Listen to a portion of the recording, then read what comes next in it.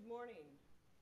I'm Sherry Bryan. I'm the Vice President of NDI, and today I want to thank you all for coming to the Madeleine K. Albright Grant Luncheon and the panel on how women can enter into politics through political parties and parliaments. Today we are supposed to have two important people up here on the stage who are not able to make it. First of all, Judy Woodruff from the NewsHour, who was going to be sitting in this seat, is unfortunately stuck in New York, and because of the fog, either in New York or Washington, her plane has been unable to leave, and she unfortunately won't be here. Another participant we had, Ambassador Sherry Raymond from Pakistan, who has only arrived in Washington a few months ago, was called back to Pakistan yesterday to be part of an important discussion on the U.S.-Pakistan relationship in Parliament, and obviously something she could not miss. So I'm going to be winging it today and sitting in the seat of Judy and hope that I can pull off the questions here. I think, first of all, I'll start by introducing our panelists. To my left is Donald Steinberg, who I believe I first met over 10 years ago when he was ambassador to Angola. Don is now assistant administrator at USAID in a very important role, leading the organization into new directions. I think one of the most significant things he has done is to focus on women's empowerment at USAID, and we're grateful that he's here today. To his left is Secretary of State Madeleine Albright, who is the chairman of NDI.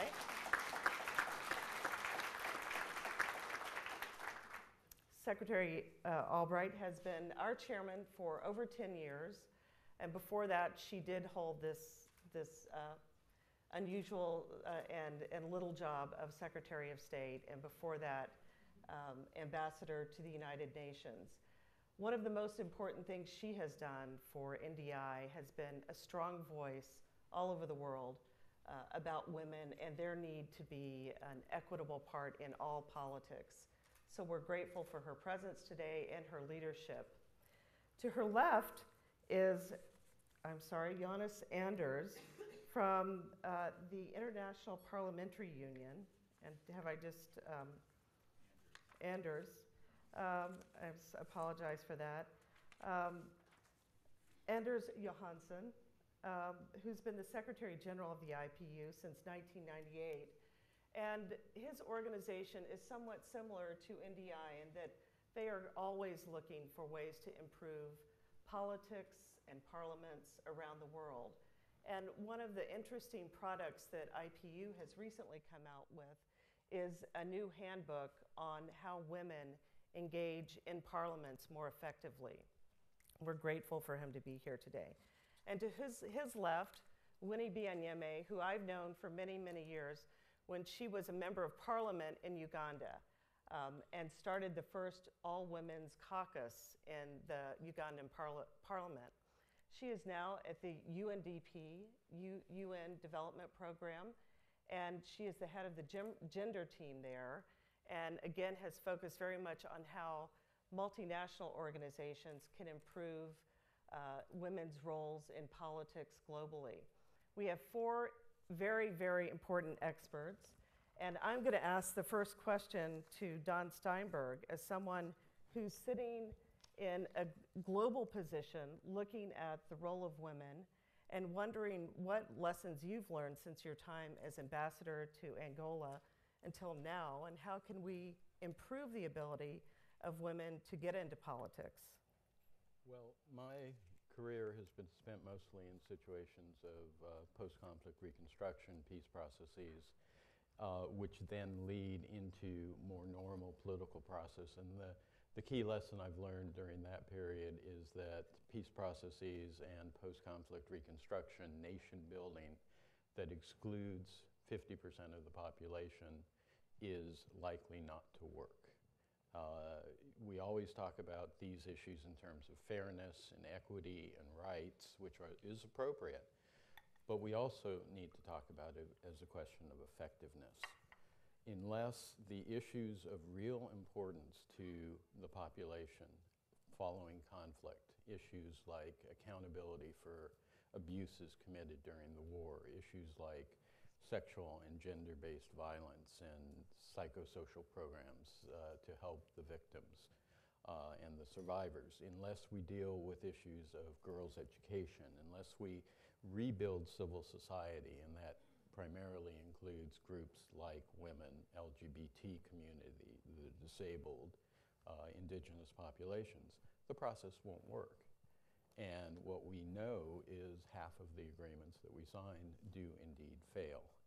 And so we need a comprehensive approach to bring women to the table in peace processes and the governments that follow that. And our programs are designed to address three aspects of this. First, the political aspect. And so directly we are funding women's political caucuses. We're about to launch a program with NDI where we are bringing women parliamentarians from Indonesia and Kosovo and Macedonia and Peru to the United States to meet with their counterparts here. But beyond that, we're dealing, for example, with Bangladesh to create a regional women's political caucus system. And the political dimension, however, also stems from the social dimension, because we know that many women around the world get involved in politics first through social issues. So it's improving the school system, or it's making sure you have access to reproductive health care in your community, and then that grows. And we all know that one of the first victims of armed conflict is civil society. And so we're working with women's organizations all around the world on those sorts of issues, which then extend across the board. The final area is economic empowerment. And let me stress, economic empowerment of women doesn't just mean micro-enterprise. It means ensuring that women have access to the capital, to the land titling, to inheritance laws, to divorce laws, that empower them with the capital to form their own businesses, to participate in the formal economy, and to ensure that it's not just micro, but it's small, medium, and large-size enterprises. And if you start empowering women in the political, economic, and social areas, by definition, they will be parts of future governments. Thank you. Secretary Albright, you've been a trailblazer yourself in breaking through many, many barriers in politics and in political life. What are some of the changes that you've seen over the last 25 years since NDI started out in terms of how women are getting into politics? Well, obviously there has been a sea change, and very important, I think, just the fact, the recognition that we have more women in high-level positions throughout the world than ever before. Yesterday, it was interesting, I was up on the Hill commemorating or celebrating Barbara Mikulski as the longest-serving woman in our legislative branch, and she was giving some numbers about how things have changed, but still not good enough. Congresswoman Morella, it's an honor to see you here. You have been part of that whole movement of getting more women up on the Hill. So it isn't, we spend a lot of time kind of saying America is the lead in this, and we're not necessarily. There are the countries that have a woman president. And so I think that there has been a movement forward. What I think is interesting is that it's not, I will tell the story, and some of you have heard it, is that I do think that support in numbers is very important. To be the sole woman at the table may be kind of thinking I made it and I'm now important, but unless there are other women at the table, I think it's much harder to do. So when I got to the United Nations in 1993, there were 183 countries at the UN at the time, and it was one of the first times I didn't have to make lunch myself, and so I asked my assistant to ask the other women permanent representatives to come to the residence for a meeting, and I get to there, and there are 6 other women out of 183.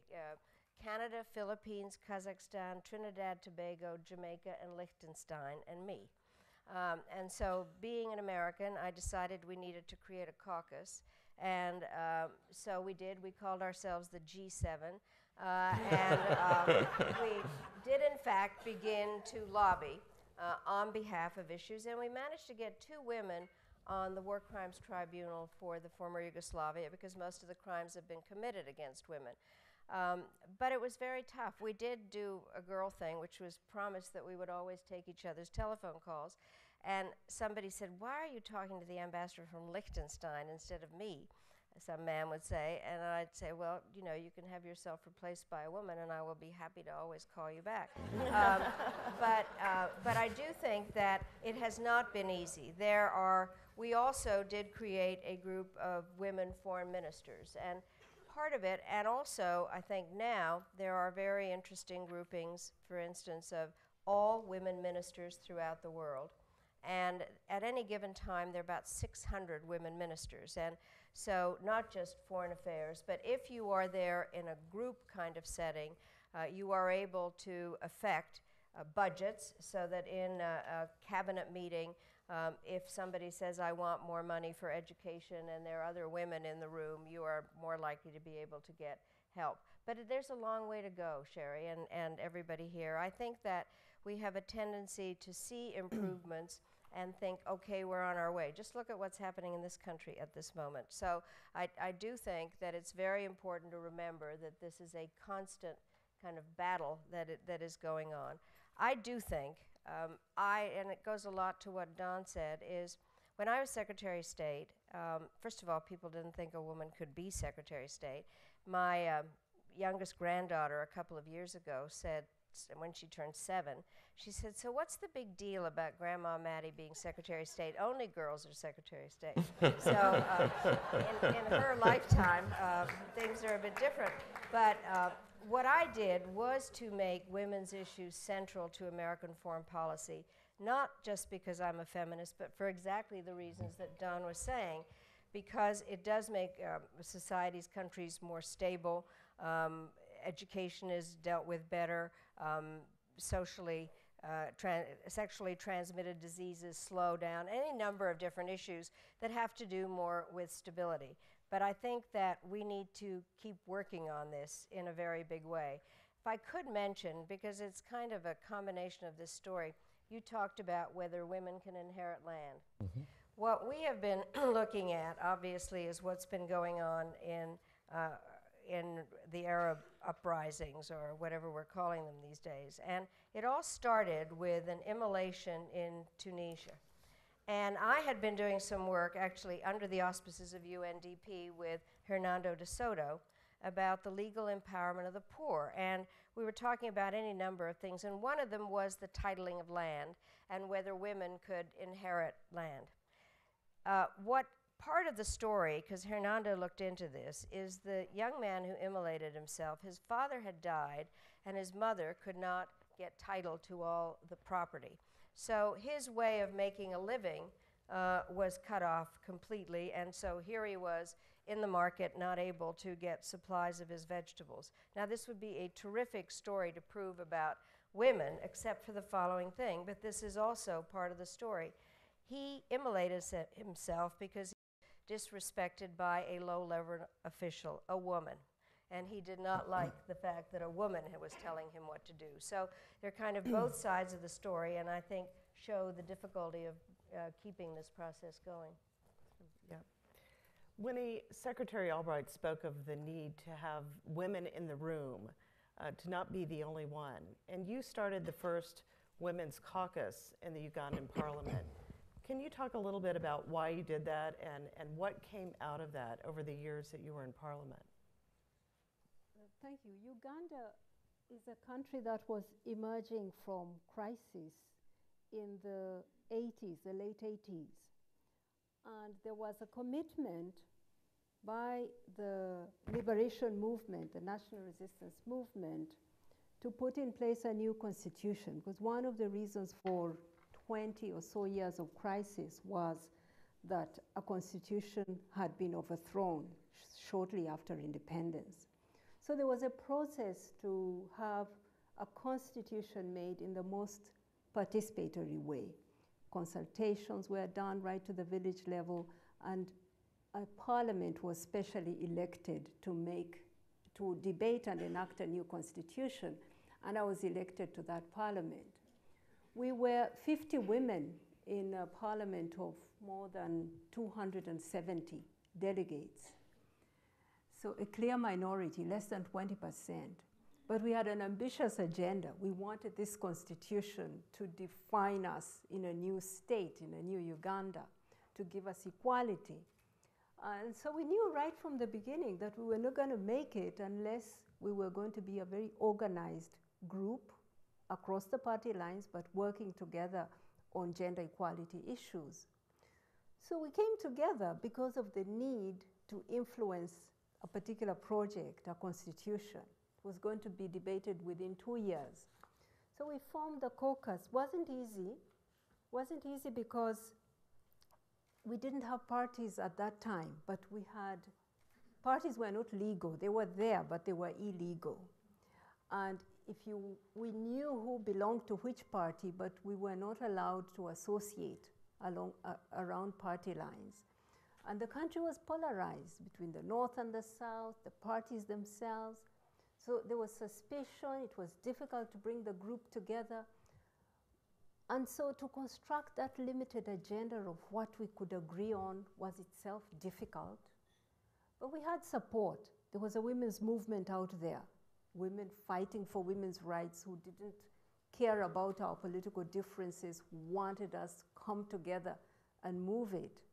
So the women's movement pushed us, gave us the push to come together across our differences. And we did get together. We had the academics who did the research for us and who brought the evidence of what works, of the best legislation in the world. We borrowed so much from the Scandinavian countries. We borrowed from even the United States, not necessarily about women's rights, but we borrowed from the United States about the separation of powers. And this was important for us as women because we wanted a strong parliament. We were suspicious of a very strong executive because it had been repressive in the past. So we were very much on the side of separation of powers, a strong parliament where we could voice. So we copied so much from different countries, and we learned how to lobby, we learned how to work as a minority, and we surprised ourselves. We achieved our whole agenda. We won a 1/3 quota for women at the local government level in the constitution. We won a quota of about 20% for women in the parliament. We won an Equal Opportunities Commission, an independent body to oversee the rights of women and how the state was respecting the constitution. We won equality of citizenship for children born to parents of different nationalities. One Ugandan woman and a non-Ugandan spouse could be a Ugandan. That was happening for the first time. And there was a huge debate about that because we are patrilineal. And Ugandan men were saying, oh, aren't all these foreign men going to come here to steal our citizenship through you, the women? How can we give citizenship to a child whose father is not one of us? And we said, well, it's our child. It's a child from a Ugandan womb, we said. So we won those rights, and after that, there was a strong feeling that this is a successful strategy. It must stay. So when we elected the next parliament, I was elected again to lead the caucus. But I did it for 1 year and asked that we change leadership. But since then, the Women's Caucus is a feature of the Parliament of Uganda. It's always there. It brings women across the parties. And then the model caught like fire on the African continent. The continent was emerging from dictatorship and was democratizing. And the idea of a minority caucus of women achieving so much was so appealing. So we found ourselves traveling all over Africa, even Asia, telling our success story. And showing how it works and how to overcome the challenges, because it isn't easy. But we influenced the region on multi-party caucusing, and it's still a feature of our parliament. We've won many things since the assembly on the constitution. For example, we won a very strong provision in the land law that gave women the right of consent in the transactions on land. We couldn't get co-ownership, but we got what is called spousal consent, so that no man could sell the land where a family subsisted without the consent of his wife. And that consent had to be given in a very clear way, not in writing, because in writing, men could extort the signature of a wife. It had to be a woman physically being present before a land tribunal with witnesses giving her consent openly in an open forum that she consents that the land be sold. This has been very important for the stability of families and children, because so much land, there's so much speculation and land grabbing and dispossession of women and their children. This has been very important for the rights of women and their livelihoods. There's so much I could tell. Well, we'll come back to that. Anders, I apologize for butchering your name earlier, and so I'd like to give you a chance to tell the audience a little bit about IPU, but also about the new research that you've come out with. And as Winnie said, caucuses, women's caucuses, are one vehicle to improve the way in which parliaments deal with women. But what are some of the other ideas that you have learned through the research that could be used in different parliaments? Thank you very much for that, and don't worry about my name. There aren't many people who actually know how to pronounce it. Not even my kids. I work for an organization that is very old. It's one of the first international political organizations in the world. I have on the wall of my office a picture of one of the first meetings that took place in Paris. And on that picture, you have to imagine a meeting room, large meeting room, and all the people who are sitting in that room are men.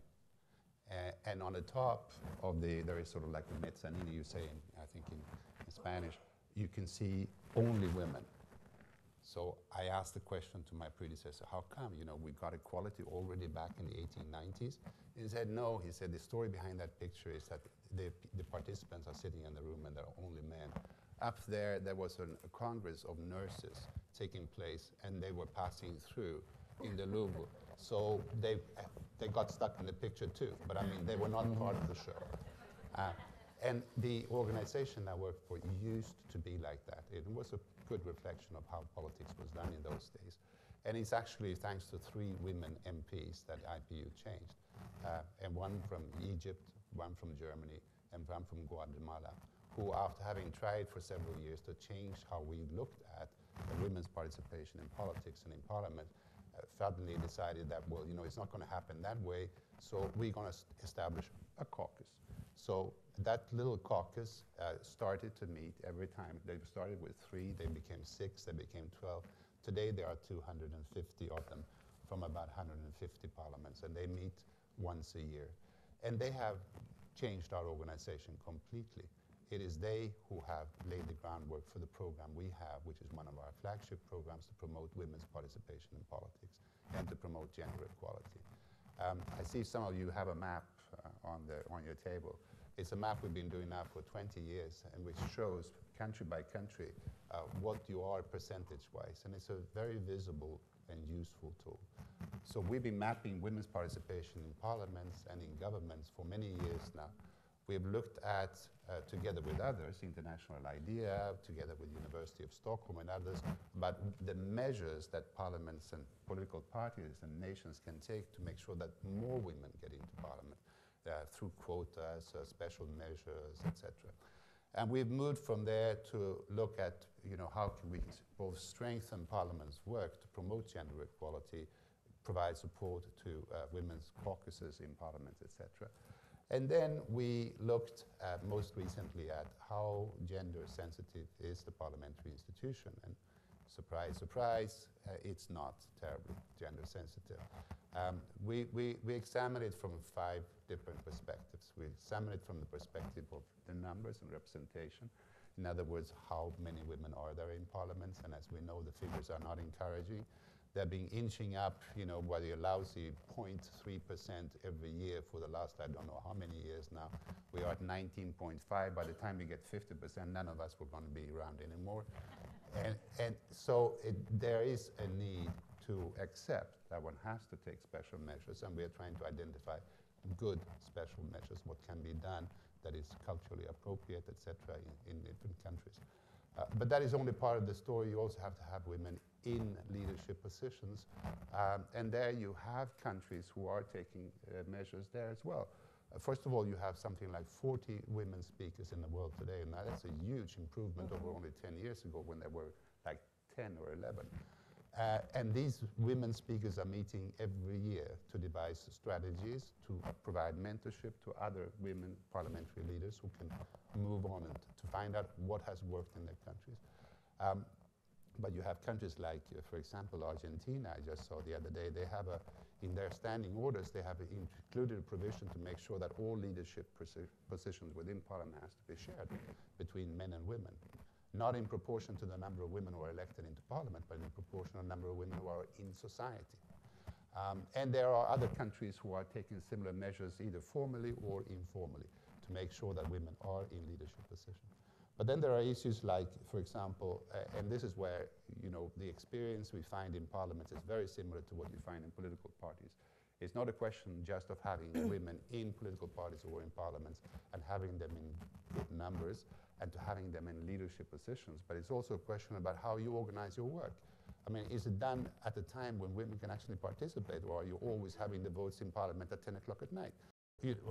There are all kinds, in the UK parliaments, as late as 10 years ago, there were no, how do you call that, bathroom facilities for women, only for men. I mean, we're talking 10 years ago in the UK. And so there are all kinds of small little things, or may appear small, that in fact most parliaments haven't thought about, you know, how to relate work procedures to the roles that we have in society and the obligations that we have. So what we are suggesting now, and what the study suggests we should do more forcefully, is to do a gender audit in Parliament, to look at the Parliament, its policies, its composition, its structure, its working methods from a gender perspective, and to, with the Parliament itself, of course, as a driving force, identify what it is that needs to do over the next couple of years to change and to make that so that gender is mainstreamed in Parliament. Let me, you were talking, Winnie, about Uganda and the caucus in Uganda. In Uganda, we were doing an activity last week with the Women's Caucus, and we did it around the CEDAW Convention, the Convention to Eliminate All Forms of Discrimination Against Women. Our idea is that that caucus is, that convention is a perfect tool for parliaments to actually make an assessment of how gender equality is being driven in the country, because you have to do every so many years a national report. And what we want to make sure is that the parliamentarians are involved in that process, that they are aware of it, that they contribute to it, that they see how the UN experts look at that report and that they know the recommendations that come out of it and that they can then act on it. Well, in Uganda, with the help of the Women's Caucus and a woman speaker, I should add, not only did we have a very successful seminar, Parliament also passed a law or internal regulation which says that henceforth no bill will be considered by the Ugandan Parliament unless it has first a gender equality certificate. In other words, that it has been analyzed within the structures in Uganda from a gender equality perspective. So I think that's, you know, there are a number of things that, let me finish on another small anecdote. When we did the last map, the one that you have on your desk at the very end of last year, we also looked at women candidates, because we have always said, sort of loosely, that the gatekeeper to Parliament is the political party. That's how you get in, or more often than not, don't get in to Parliament. And we wanted to test the theory that we have, and it turned out that we were right. Namely, the problem here is that political parliaments do not put forward sufficient number of candidates.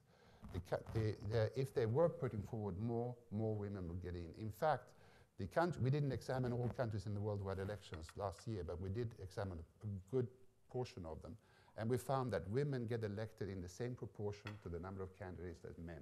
Mm. If 10% of male candidates get elected, 10% of women candidates too. So it's not a question that women cannot be.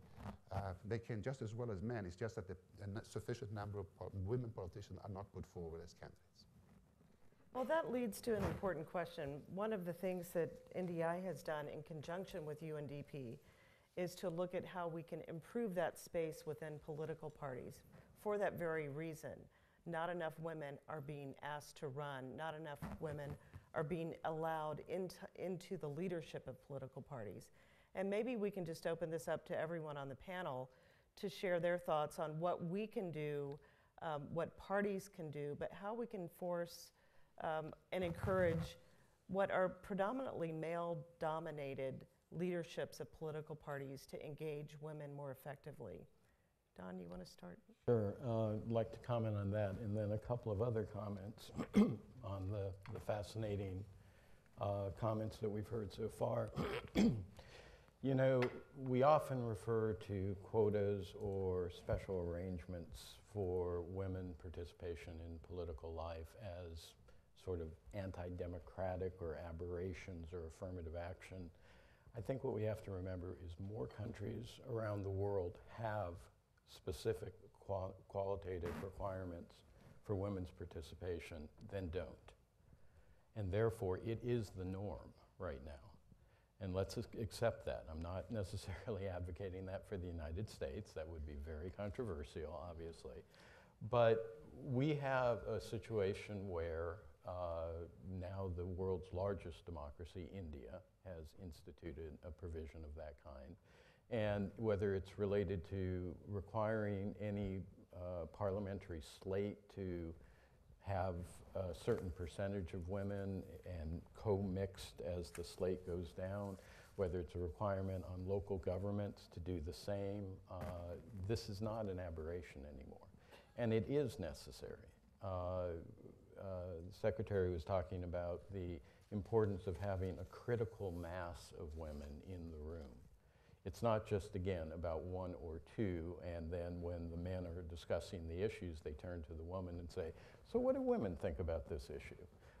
It is important to have that critical mass. I've often reflected on the peace process that I was asked to implement in Angola, where we had 40 people in the room representing the government, the rebels, the United States, Portugal, the UN, not a single woman in the room. And you know the first thing that the men did? They passed in 13 separate amnesties that forgave each other for anything they might have done during the conflict. And there was even one amnesty that forgave you for anything you might do 6 months into the future. And what that meant was that given the prevalence of sexual violence during the conflict, it meant that men with guns were forgiving other men with guns for crimes committed against women. And this happens so frequently. And so one of the things that I was delighted to be able to announce a year ago at Afad University, that great women's university in Khartoum, Sudan, was a $14 million program to empower women to participate in peace processes by training, by paying for stipends, because when they go off to peace processes, their families have to continue.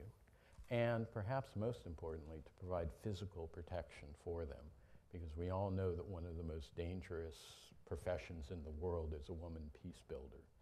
And one of the places we really wanted to focus on was Uganda. I've always thought it was so strange that women in northern Uganda, among the Acholi people, are the decision makers in their families and in their communities.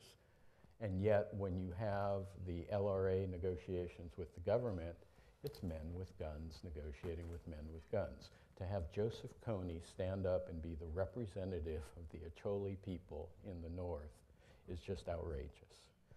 We have now taken that $14 million program and expanded it to involve women in political life in their countries. And so we have a fund that we're using to enhance that capability. I wanted to comment briefly on the Secretary's comment about the Middle East. Yes, we're all excited about the developments there, but we need to remember that at least in some of those countries, we've seen progress over the last decade. If you look at Egypt, over the last decade on gender issues, we've seen a reasonable divorce law implemented. We've seen good movement on female genital mutilation issues. We've seen good movement on land titling and inheritance laws. And my biggest concern is that we're going to see a backsliding in each and every one of those areas. It is a deep concern to me. I guess the final point I would make is that I would hope that a year from now, Winnie will be able to say that she did look to the United States, because indeed we have now instituted, it's 10 years too late, I acknowledge, but a outstanding program, a national action plan on women, peace, and security under UN Security Council Resolution 1325. I was delighted to participate in that process. I've said before that the PIN number for my ATM card is 1325, and I don't know where my wallet is. No, you have to be pretty sophisticated to remember those numbers. But it's an important document because it's a whole of government document. It isn't, excuse me, it isn't just AID, it isn't just the State Department. It's our Defense Department committing itself to protect and promote the participation and empowerment of women in peace processes. At AID, we've just adopted, on March 1st, announced at the White House a new gender policy, which not only focuses on specific programs for economic, political, and social empowerment of women, but it also mainstreams these issues so that it's not just our senior coordinator for women's empowerment who focuses on these issues. It's the people who run our food security program and the people who run our global health programs and our climate change programs and our democracy programs. I've often said it's great to have a women's minister or a minister of women's affairs, but you need that finance minister to be focusing on gender mainstreaming and integration, and the health minister and the education minister as well. We've also adopted a new counter trafficking in persons policy that was also announced at the White House. So I hope in the future when you look for documentation, you'll consider looking at the United States as well. Secretary Albright? Well, I'm very proud of the kind of work that NDI has done. I mean, from the very beginning, we have been, obviously, we are an institute that focuses on the power of political parties. We believe that political parties are the best channel for translating the voices of the people to those that are in government, and that of using that particular channel and then obviously trying to get women into it. What I've been very interested in is we've kind of had an evolution of the program. I think we do believe in obviously some of the things that have been said already in terms of training women to be part of a political system, part of understanding how you get into Parliament, all the various aspects of it. Then that has evolved quite a lot into more technical assistance on a whole host of issues that really are more the nuts and bolts of what you need to survive in a male-dominated system, but also how to do the various work that has to take place once you've been elected. One of the things that's happened is that we are realizing, and I think this is most appropriate, and the two men that we have on our panel today are proof of it. There is nothing better than feminist men because they are absolutely essential to the story. And so it's very important as we go forward is to understand that partnership and to understand that societies, we are more than 50% of every country, but the other people that are involved in this are men, and we have to develop really good partnerships. And again, just listening to our two friends here, I think it's very important to understand that. I do think that this is a constant effort, and part of it, again, that comes so much out of this panel is the institutionalization of various parts of this. We can't depend on dramatic women with great personalities who happen to be able to work their way through it, or are in a position at a particular time to seize the moment. This has to be institutionalized. One of the problems, I think, Americans just go, when you say quota. But the bottom line is it's an institutional method of trying to make sure that the right number of women actually get into positions of power, and to understand that it's not a limiting aspect, it's an empowering aspect. Absolutely. And that we really do have to change our methods and to be very much up to date about what is important.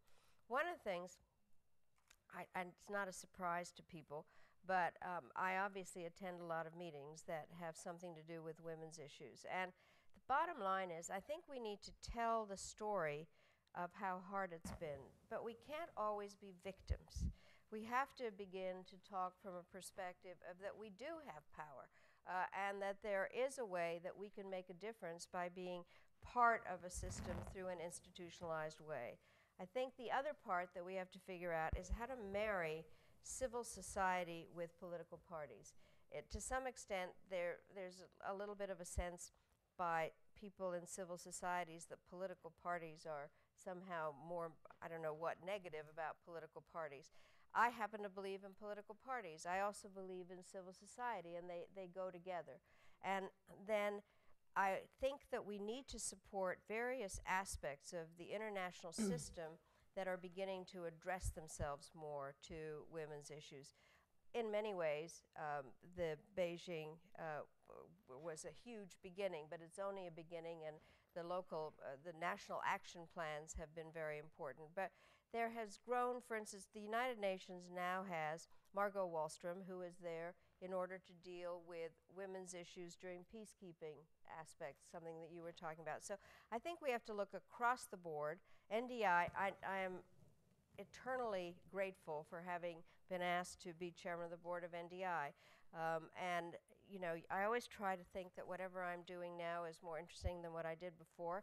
A little hard if you've been Secretary of State, but, the bottom line is that NDI, through its various ways of operating, I think has a way of working on women's issues in a affirmative and positive way, and not woe is me, I can't be there. I think we really have to get a more positive attitude and look at the institutionalization of it, and NDI, I think, is in the forefront of that. The political parties have a great deal to gain by reaching out to women, by having women in their leadership.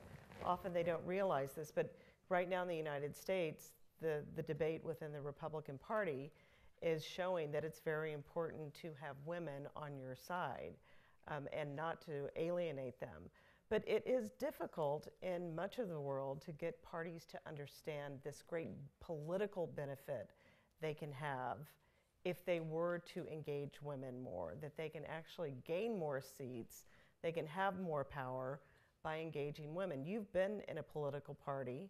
What do you think the issue is there? Why can't parties understand this? That's a very interesting question. And I'm going to first tell you one anecdote. When I went to run the first time in Uganda, we didn't have political parties at the time. We were under what was called a movement system, and you had to contest as an individual. So I wanted, but then we had a liberation movement that was running the country. And I was part of that liberation movement. So I went to the movement and saw the head of the movement, the president of the country, and said, I want to run. Can you bless me? I want to go to contest in my constituency where I'm born. And he said to me, Winnie, you are a very good cadre of our movement. You're very useful to the movement. I was a diplomat at that time. And he said, why do you want to leave the deployment we have given you in Paris as a diplomat to come to contest in this constituency? said, well, it's always been my desire to represent the people of my community where I was born and where I grew up, and I want to do it. And he said, aren't you going to upset this man who is the incumbent? This man was incumbent, wasn't even a member of our liberation movement, but he was being brought into the movement. And he was a minister. And I said, well, the people don't want him. And he said, oh, Winnie, you're going to upset our politics in that region. But I begged him to allow me to take leave and to go, and I would prove to him that the people didn't want this gentleman. So he gave me 3 months to go and consult quietly, not to declare my intentions, but he would watch to see whether I am upsetting the movement by contesting. So it was not even my right to contest, even though the rules said you could contest as an individual. But for him, he didn't want me to upset a man who was being groomed to become a leader in the movement. So I went to the people, and I would start my consultations with a story, a real story about my life. I would tell the people that I met one of my uncles when I was 20 years old. I'd never met him. He lived in another region. When I met him, we were having the first conversations, getting to know each other, and I asked him, I said, Uncle, how many children do you have? And he looked at me, he looked down, he looked sad, he shook his head, and he said to me, my daughter, I have only one child and 3 miserable girls. That's how he described his family. 1 child and 3 miserable girls. And of course, my immediate reaction was, so you mean you have 4 children, 1 boy and 3 girls? And he said, yeah, God didn't bless me. That's how he saw it. So every time I would say it at a rally, women would react exactly like you have. They would say, and they would shake their heads. Men would laugh. Men in my community would just laugh at that. It was a big joke. So clearly, there was a difference. And I would end by saying that I want you to elect me to the Constituent Assembly because I want to make the girl child a human being too. That was how I'd end my story.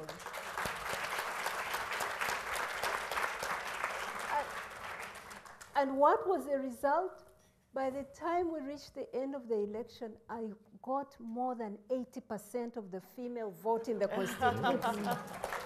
More than 80%. Mm-hmm.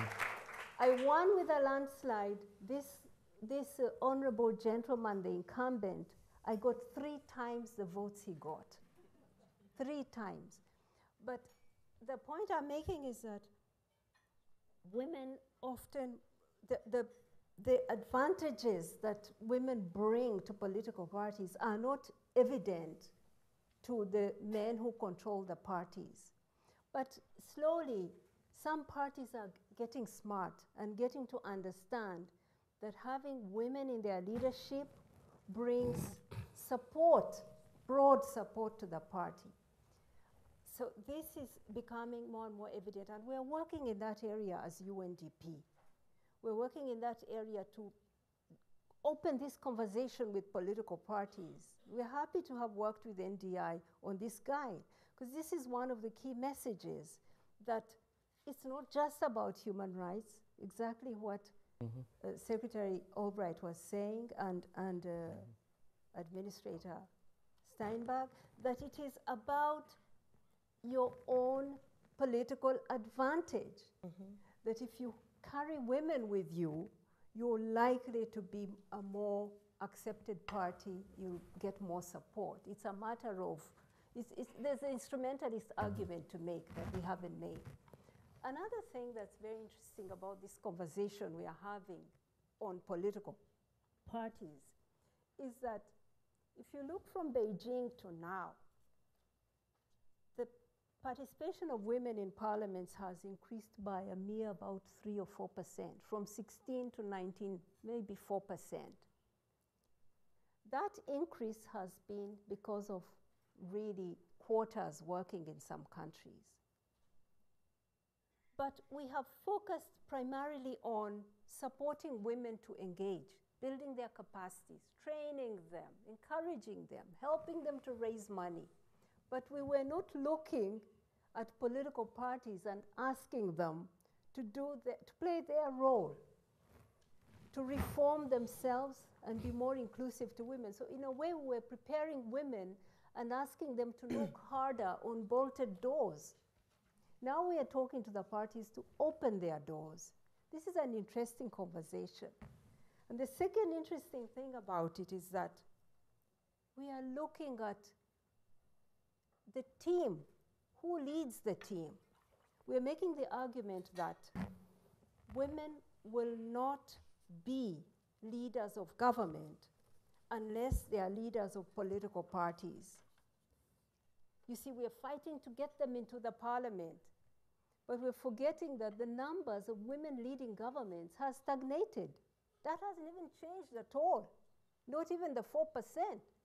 So we need also to insist that women should be team leaders. It's good to be part of the team, but it's even better to be the team leader. Yes, because you put your stamp on the team. We need women to lead governments, and they will not be unless they can rise in a party and become the leaders of the party. Then they can form a government and be the president or the prime minister. That's also an important conversation, that we want to aim to lead the team. I was so happy to be in this country when you had your last election. I'm not a citizen. I was not going to vote, but I was voting behind my screen, my TV screen. And if I can be a little indiscreet, I have my 12-year-old son here who declared from the beginning that he was supporting candidate Barack Obama. He was going to support Barack Obama because Barack Obama didn't like war.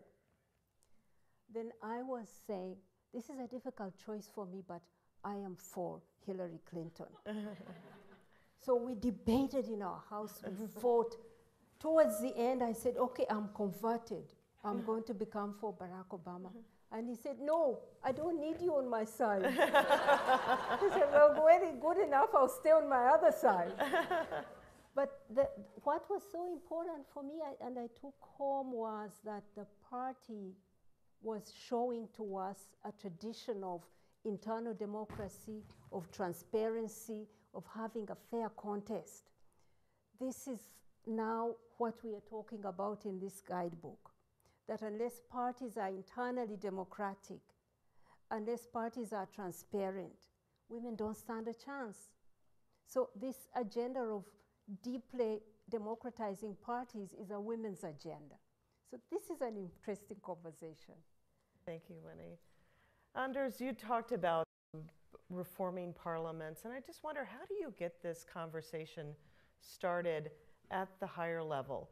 Let's assume that we have empowered the women to go in there and try to get more seats and to try to reform, but how do we have the conversation with the leadership of these organizations, with the men who are controlling them? Well, in a sense, our best allies in that are the women who are in parliament. And I think time and time again, our research shows that the drivers of change continues to be the women. They are the ones who very often make sure that that conversation starts in parliament.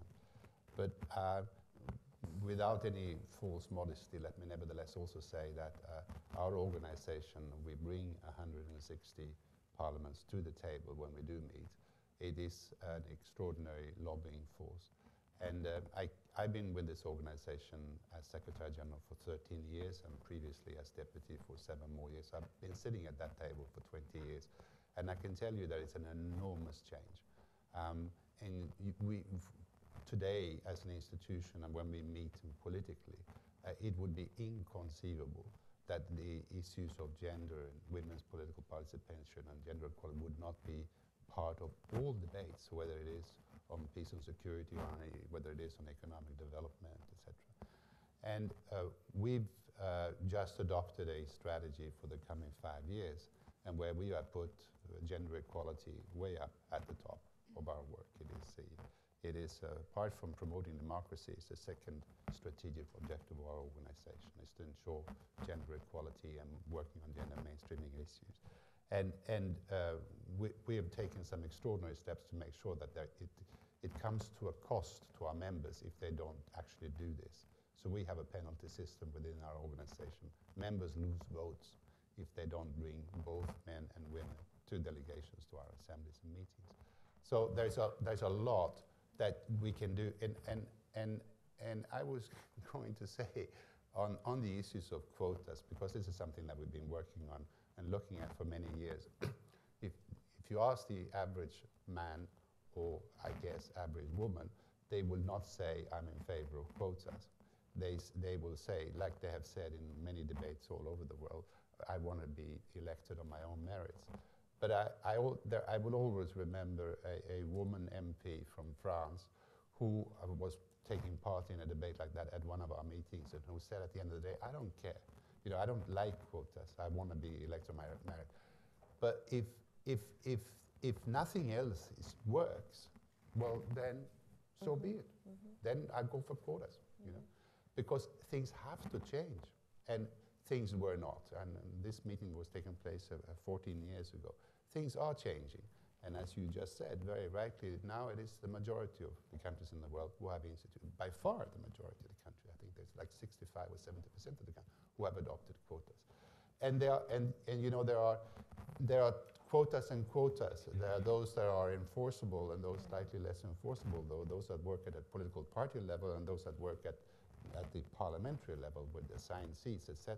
So that you can look, and country can look at what is most easily adaptable to their own countries. But I think that at the end of the day, all countries, or just about all, and why not this country too, because you badly need it, should have some form of quota to get more women into politics.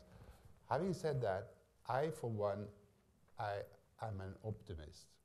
And I think that what we are seeing, including in the countries that are encompassed by the Arab Spring, I'm optimistic about what I see. Because this issue about women's participation in politics is part of the debate in just about all of these countries. And there was a huge debate about this in Tunisia. There was an enormous debate about this in Libya. It was part of the debate, not maybe as many would have liked it in Egypt and elsewhere, but you know, it is part of the debate. And they are adopting measures which are working relatively well, in some countries rather well. I mean, what happened in Tunisia, I think, is very positive. So I think that I look upon this as a positive development. I think that there is also something, if I can, on the issue of Egypt, that I think that that we should take into consideration, and that is that what we are seeing in all of these countries is that religious-based parties are for the first time becoming part of the formal political processes and institutions. This is new. And that poses questions for all of us, all of you, who work in these countries and with these countries. And I think as an outsider, because in a sense we all are, we have a lot to learn. We have to understand better how those parties formulate their policies. I've been myself in Egypt several times over the last several months to talk precisely about this. And again, I take a slightly optimistic view. I think that there is an understanding, including on the issue of women's political participation in these countries, that they have, this is an issue that they have to address. And there's an acceptance of that in those countries, that this is an issue that they have to address. At the end, I would say more generally, when it comes to institutional change, I think that it is something that is happening. It is happening more and more. There is an understanding, I think, pretty widely around that I limit my comment to parliaments, that they have to adapt to the world we live in.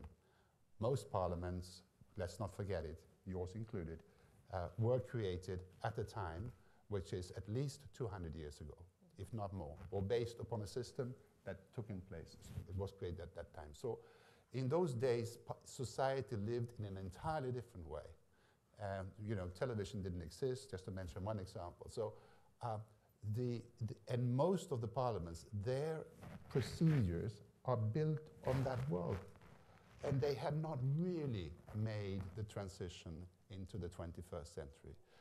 I'd be hard put to identify a single parliament in the world that I would call a modern parliament that lives in tune with its time and the way society lives today, with Twitter or whatever it is that you use. So all parliaments, and this is something that actually all parliaments are gradually coming to understand, that this is important. And therefore, we are now seeing what I think is a beginning of a real change that is going to go from one parliament to another to adapt. And an important part of that conversation is going to be about how they adapt to make themselves more gender sensitive. Again, I'm positive about this. I see this happening, and I'm sure it's going to happen much more. Thank you very much. I think we have a few minutes. What I'd like to do is open this up to questions on the floor. You need to be very brief in your questions, and we'd like you to identify yourselves. And maybe what we can do is take 2 or 3 questions and let the group answer them. So do we have anything right up here? Thank you. I'm June Zeitlin with the Leadership Conference on Civil and Human Rights here in Washington. And as the Secretary knows, we lead a large coalition trying to get the United States to ratify CEDAW. So I appreciate your comments. But I was very interested in how you mentioned using CEDAW to get parliaments to address work practices. And I'm also interested to what extent you've been able to use CEDAW as a comprehensive policy agenda, because we've heard a lot of very good discussion about increasing the numbers of women. But of course, all of us are also interested in increasing gender equality and public policy that improves the lives of women and girls. So I'm hoping you could address that as well. We have another question back here. Thank you very much. My name is Anne Anderson, and I'm the Irish Ambassador to the United Nations in New York. If there were more time, I'd love to tell you about some of the steps we're taking to introduce quotas in Ireland. After a long period of reticence and ambivalence, we finally have come to the point of putting quota legislation with penalties in case it's not observed on the books. But there isn't time to go into that. My question really was more in the UN context. Tell Secretary Albright we are now 20 plus women ambassadors, but that's out of a membership of 193, so the improvement isn't dramatic. And I totally agree with your point about, you know, it shouldn't be woe is me all the time. We should celebrate the progress. And we have progress in the UN. We have 1325, we have UN Women, we have Margot Wallström and so on. But and this is what I'd like the panel to comment on. Something really sobered me in recent weeks. We had, as we all know, the Beijing Platform of Action, and we quote it all the time. And we had a rather unexpected announcement just a couple of weeks ago, a joint announcement from the Secretary General of the UN and the President of the General Assembly to say that in 2015, which will be the 20th anniversary of Beijing, we should have another major conference to focus attention and move forward. And what was really sobering was the reaction of many progressive governments and representatives of governments about that. And the reaction was not one of, great, let's, you know, take Beijing forward 20 years later. It was one of serious apprehension that if we go back and have a rerun of the exercise, that we would actually open up Beijing and we might go backwards rather than forwards. Because there has been a lot that's been quite troubling in UN debates over recent times. Very, very contentious discussions about gender, LGBT, women's empowerment, all of that. And surely it's something that should concern all of us, that there is a well-founded apprehension that if we came back to Beijing, that we might come to see that as a high watermark of women's empowerment rather than the beginning of a tide that would take us forward. So I'd just be interested in some comment on that. Thank you. And one more question, Ambassador. My name is Ade Adefui, Ambassador of Federal Republic of Nigeria. I'm quite impressed with this gathering, and NDI has had somewhat positive impact on my country. And when I was lecturing in Makere when all those things were saying were taking place. My country has, we've introduced quotas in my country. There's 35% policy on women's participation in politics. The major driver of our economy right now, Ngozi Okonjo-Iweala, of course, is a woman. And she's even a candidate for president of the World Bank. That's by the way. but the point is, the question Africa has, we have in the continent, one of the things that distinguishes us is cultural diversity from one region to the other. And the fact that in certain parts of the continent, in my country in particular, the level of literacy doesn't rate favorably with that in the southern section.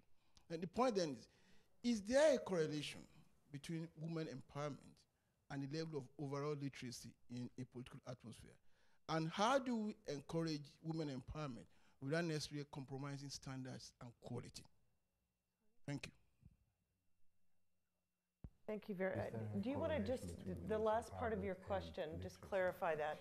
Is there a correlation between women in parliament and the women empowerment? And women's empowerment. Women's empowerment and the general level of literacy in the country. The level of overall literacy. Overall literacy. Yeah. And how do we encourage women empowerment, particularly in the political process, without necessarily compromising standards and quality? That's an issue in my country. I need your comments. I think it's kind of interesting how these 3 points go together, which is that, in fact, there is this great expectation that if women get in, that there will be any number of things that happen. Part of it has to do with the power that the women that are in the parliaments actually have, the small numbers, and how does it work? And are you the sole voice there? The United States is in a rather peculiar position, having not ratified CEDAW, which is kind of the base of trying to figure out how to exactly the points you make, not just to be there, but to be able to have an effect on a variety of policy issues. And it puts us, I think, in a bad position. I think also one of the, I'm interested in what you said about the Beijing conference. I think there may be a concern in that there was a huge high point. Countries were supposed to develop their action plans, and it might be shown, in fact, that not all the action plans have been carried out for whatever reason, and that there have not been enough statistics or plans that show that there is an improvement. And so I would hope that one would actually take the time between now and 2015 to ratify CEDAW, to in fact get more institutionalization of the various aspects of it, and then decide that it is important to have a conference that raises the issue again. But it is interesting how these 3 questions actually had a great relationship to each other. Don, and then Winnie. I want to respond on the question because it is true that a number of the progressive elements are concerned that if we, excuse me, that if we go back to this debate, we could see recidivist behavior. And we all know that in the establishment of UN Women, there was a huge compromise that was reached. Most of us wanted to see a much more comprehensive institution, one that was the equivalent of UN Women for UNICEF, the equivalent of that institution. And there were a number of people out there, countries, who would not allow that to happen. We are seeing, sort of the empire striking back in a lot of these issues. I don't think that should change our ambition in this situation. I agree entirely with the Secretary. We need to reaffirm our commitment to these issues. But it is a reality out there that there are a number of countries, and regrettably most of them are in the developing world, who are reticent about reopening this package. What I wanted to focus on a little bit in response to these questions is how you persuade men to get involved in this exercise. I hate to point this out, but most of the programs that I speak to on gender are about 85% women in the audience, which is about what we have here today. And that's great in one sense. In another sense, it indicates that men still sort of view this as a soft issue. And one of the roles that I used to play was I was an advisor to Ban Ki-moon for improving gender in the peacekeeping aspects of the United Nations. And I would come in and I'd be asked to speak to the special representatives of the Secretary General, the force commanders, the police commissioners, who were going out to implement peace agreements. And they were all men, I mean, almost without exception. And you'd walk in the room and you'd start by talking about justice and fairness. And you'd say that you need to involve women and youth and IDPs and LGBTs and disabled people because it's fair and they're human rights conventions. And the eyes would glaze over. Then you'd talk about the fact that women and these groups had suffered most during the conflict period, and you have to address their past suffering. The reconstruction programs didn't reinforce those patterns. Eyes would glaze over. And then you would start talking about the efficiency argument. You would remind them that their careers depended upon a successful peace operation. They forever would be associated in people's minds with the peace process in Angola or Darfur or any other situation. And then you start to remind them that unless you have women and other marginalized groups in the room providing their wisdom, their judgment, and their political support for the system, the peace agreement isn't going to be successful. And I get very specific with them. I say, if you want to know where the next rebel attack is going to occur, don't ask the regional governors, don't ask the mayors, go to the marketplace and talk to the women, because their livelihood depends upon that eyes and ears quality. They know what the rebels are planning. If you want to find out whether your systems to reform the justice and the security sector are working, don't talk to the judges, don't talk to the generals. Talk to the women who are trying to access that justice system or trying to seek protection from the army. If you want to know whether your return and reintegration policies are working, again, don't talk to the camp managers or the international organizers. Go and talk to the displaced women whose life and livelihood depends upon the demobilization program. And frankly, don't just talk to them. Get their advice. Involve them as planners, as implementers, as beneficiaries of programs. We now have a requirement very similar to what the Ugandan government has, that every single aid project that we do, before it's approved, has to have a gender impact statement.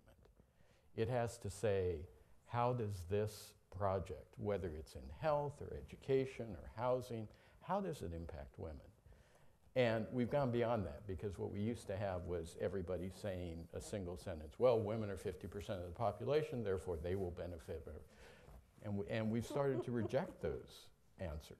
And we've started to say, no, I want you to tell us, when you're supporting the construction of a dam, what is the impact on women in that community?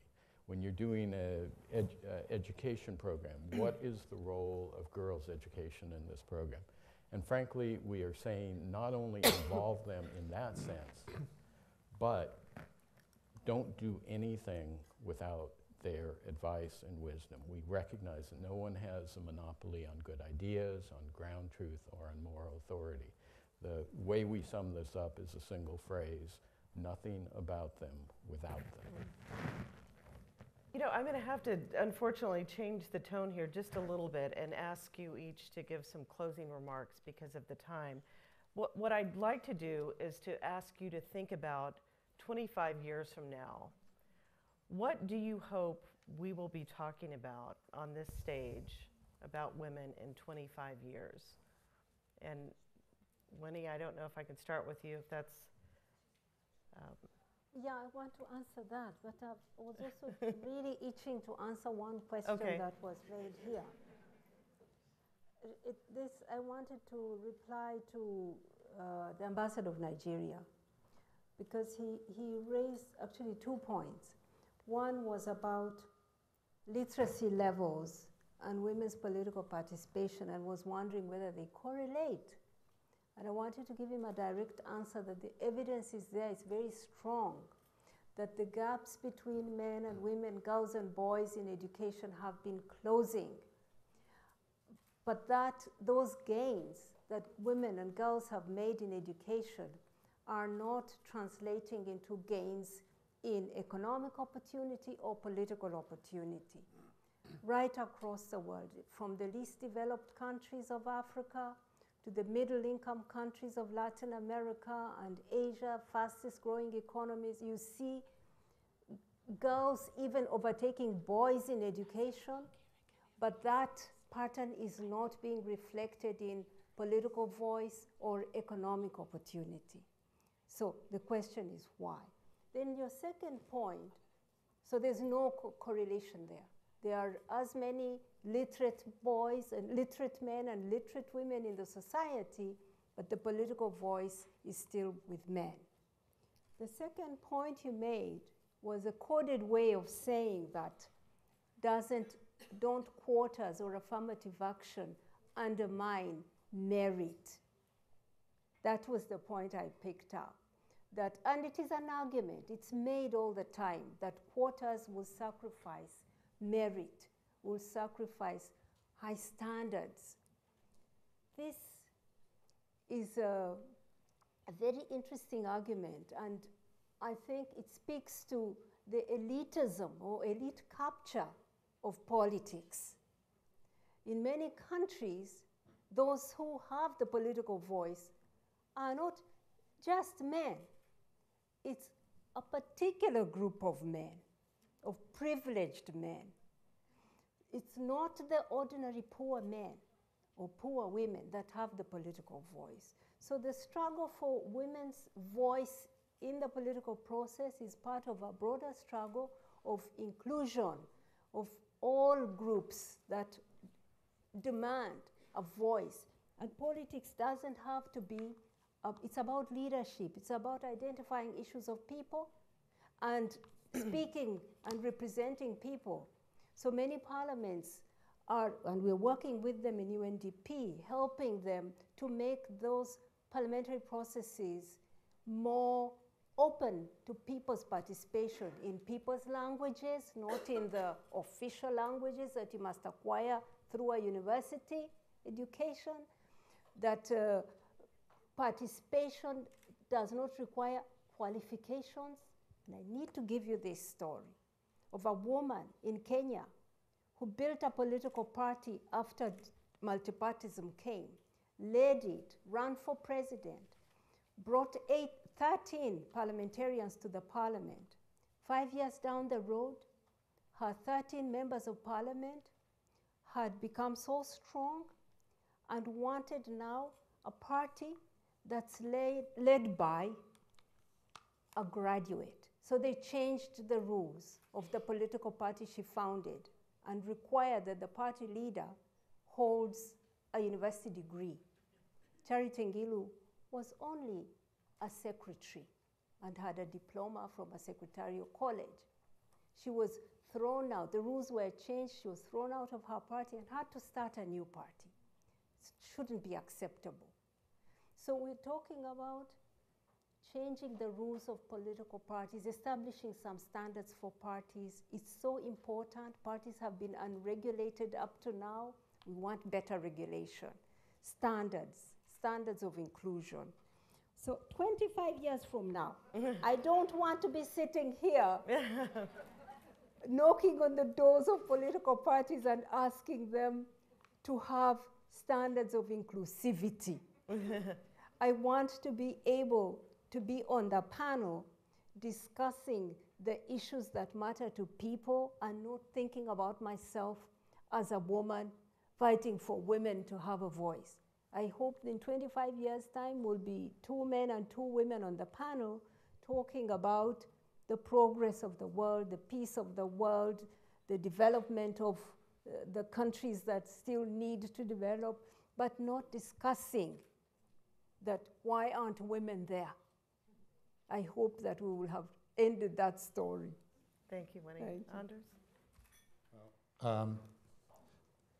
The issues we are talking about are societal issues, and they go far beyond the institutions, and they go far beyond the political parties and the political processes. The issues we're talking about is really about how we as societies look upon men and women, boys and girls, and how we deal with it through our language, through our programs, through, I mean, it's all kinds. The kind of societal change that needs to happen in every country in the world is, I'm afraid, going to take longer than the 25 years that you are offering us. But let's say that 25 years from now, which is going to be 2037, I hope that we will have made a huge change, not only, as I said, on the issues of institutions and their composition and working, but on these other issues about how we talk to each other, the kind of language we use, how we describe each other, etc. So that's one thing that I hope that we will be having made progress.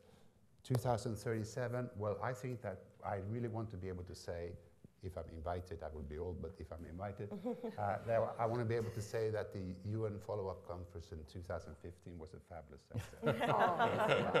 And I understand the doubts, but we got 3 years. So 3 years we have to work politically. And I can make sure that, you know, with our modest means, we will try to focus on a few very clear political messages that we want to make sure that they come through, and work through parliaments to the governments that those messages are also reflected in the conference. You can't, this is a train that has left the station.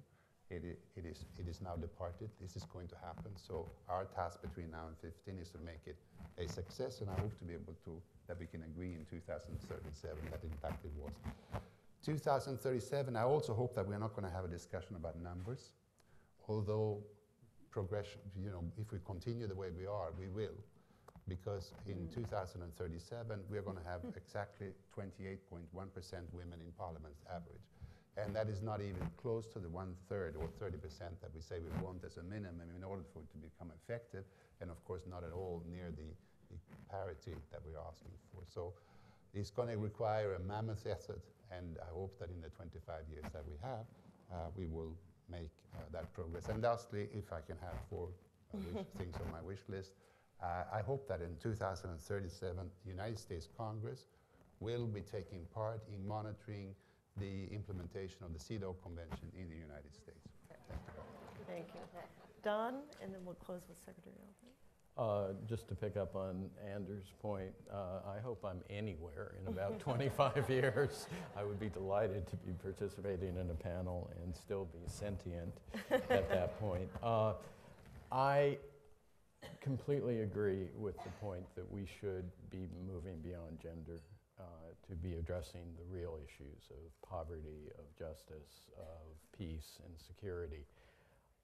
I hope that it will be commonly understood that societies that empower and involve women in their everyday lives are more peaceful, are more prosperous, are more just, that we in the United States will understand our national interest in promoting those, because those kinds of societies don't traffic in drugs, in people, and in weapons.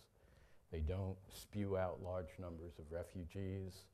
They don't transmit pandemic diseases. They don't harbor terrorists or pirates. And perhaps most important, they don't require American forces on the ground. And so I'm hoping that we can connect the dots in our minds, and I'm hoping this happens a lot sooner than 25 years from now, that promoting women's empowerment and gender equality is in our national interest.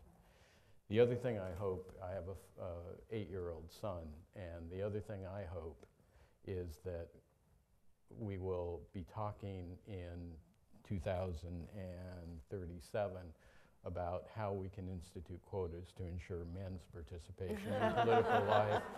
I want to be able to have my son be the Secretary of State, and if the trend continues, that's not going to be possible.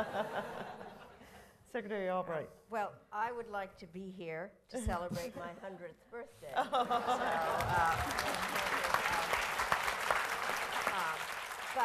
And I would hope very much that we would continue to give the Madeleine K. Albright Award to really remarkable groups of women who have done all the things that you all have been talking about within their own society, so that we can honor those women.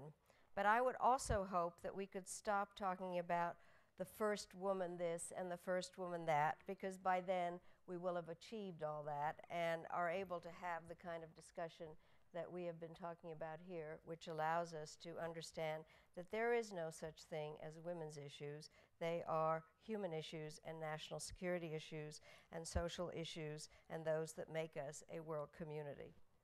Thank you very much.